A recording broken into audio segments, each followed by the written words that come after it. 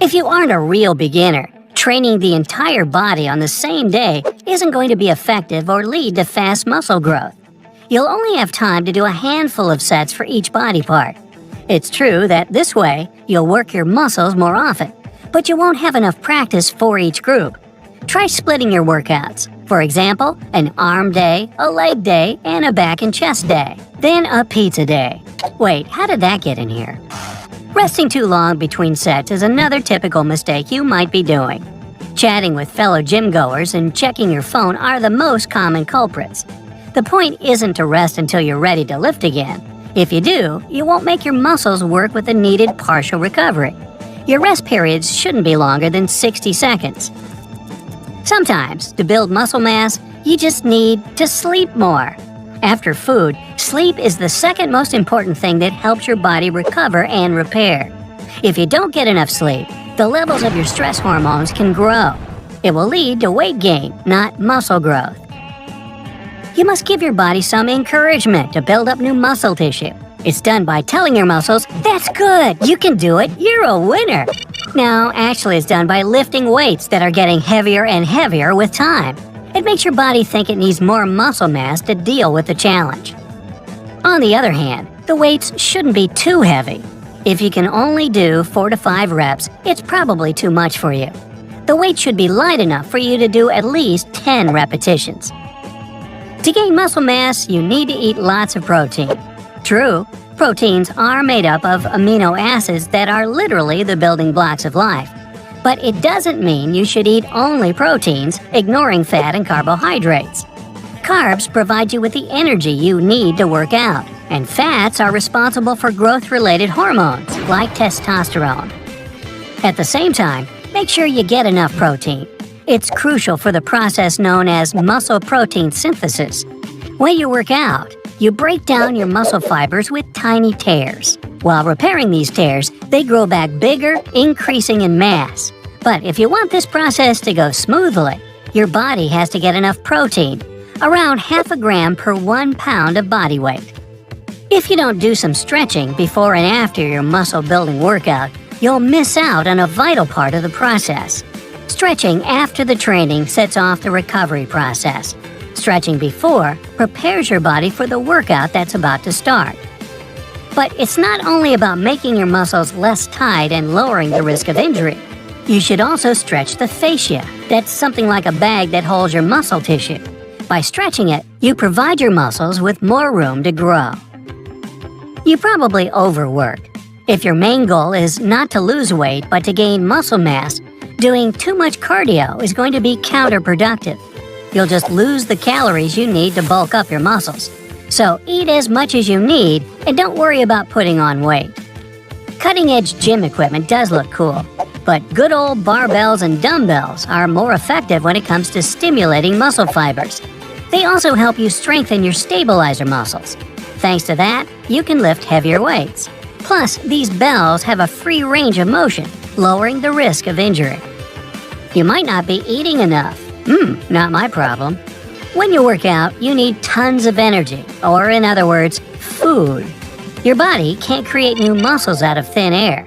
Try to have at least 3 large and 3 smaller meals a day. You might fail to track your progress. Whatever training routine you follow, you should record how many reps and sets you do. Plus, note down the exact weight you use every time. It'll help you figure out how much weight you need to lift next time. By hopping your training routine, you do a disservice to your body. It needs at least 3 months to adjust to a new pattern. A shorter period of time won't be enough for you to get into the swing of things, and your body won't be able to experience muscle growth and true strength gain. Don't try to confuse your muscles by constantly changing exercises and workout schedule. Better stick to some basic moves and increase their intensity bit by bit. Your entire body is 2/3 water. As for your muscle cells, they contain up to 79% water. Not drinking enough can prevent you from gaining more muscle tissue. The standard 6 to 8 glasses a day is okay, but if you want to be more precise, drink as much water as half of your weight in ounces every day. For example, if you weigh 100 pounds, it will be 50 ounces of water, about 6 glasses. The speed at which you lift weights is important too. Your muscles need to be under tension for some time. That's why all that bulking up occurs. A set of 10 repetitions within 10 seconds is too fast. Try to make your sets last at least half a minute. If you're in bad shape, you won't be able to control the weights, and then you'll be working out everything but the needed muscle. Plus, you'll engage your tendons and joints more than absolutely necessary. It can lead to injury. You're supposed to rely on your muscles to do the work. If you aren't ready to lift the weight you've chosen, you'll likely hit the strength plateau. It's a point when you stop having progress in building up muscle mass. Your body will try to compensate for the strain by involving the groups of muscles you didn't plan to use. You might be sticking to the same rep range too much. There's a common belief that 5 to 8 repetitions are, on average, enough to build more muscle. But once you're no longer a beginner, you'd better move from the low rep range, with 3 to 4 repetitions, to medium, 6 to 8 reps, and then high, 12 to 15 repetitions. Try to be mindful of the muscles you're using. Pay attention to how you contract and squeeze them. If you're just going through the familiar motions, you aren't fully engaged in the process. Proteins, carbs, and fats are great, but you should also get all those micronutrients that help your muscles grow. If your body lacks certain minerals and vitamins, tough workouts can harm it. Add more fruit and non-starchy veggies to your diet. Your body breaks down most carbs you get from food into glucose, a type of sugar and the main source of fuel for your cells. When you don't need this glucose for energy, it gets stored in your muscles as something named glycogen. By skipping breakfast, you make your body get energy somewhere else, for example, from the very glycogen in your muscle tissue.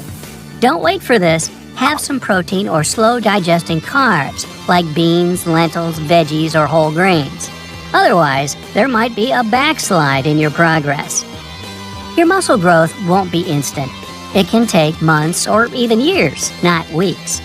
The more inexperienced in weightlifting you are, the faster you'll notice muscle gain. But even in this case, it won't be something that will happen overnight. Some bodybuilders claim that if you want to get more muscular, you should eat all the time. But there's a catch here. In the first part of the day, your body needs carbs. But later on, after lunch, your metabolism slows down. That's when the carbs you consume are more likely to get stored as fat.